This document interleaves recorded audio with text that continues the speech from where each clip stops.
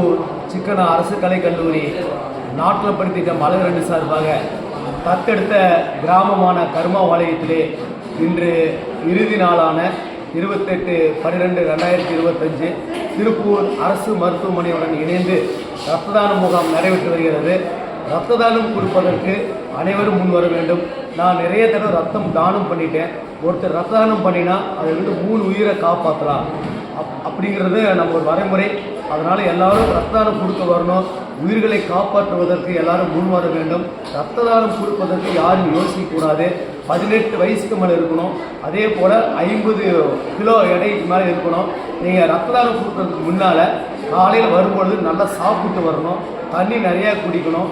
அதுக்கு முந்தைய நாள் எந்த ஒரு மெடிசன் கடந்து கொஞ்ச நாளாகவே மெடிசன் அதை எடுக்கக்கூடாது. ட்ரிங்க்ஸ் ஏதாவது அடிச்சிருந்தாலும் கூட நீங்கள் டாக்டர் கிட்ட அது உண்மையை சொல்லிடணும்.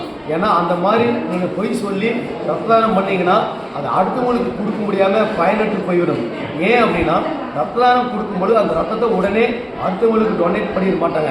அது அரசு மருத்துவமனையில் அது சோதனை பண்ணி அதனுடைய அடிப்படையில் தான் ரத்தம் அடுத்தவங்களுக்கு கொடுப்பார்கள். அதனால் ரத்த தானம் செய்வதற்கு எல்லாரும் முன் வர வேண்டும். நாங்களே ரத்த தானம் தரோம், உங்களால் முடியாத என்ன முடியுமா?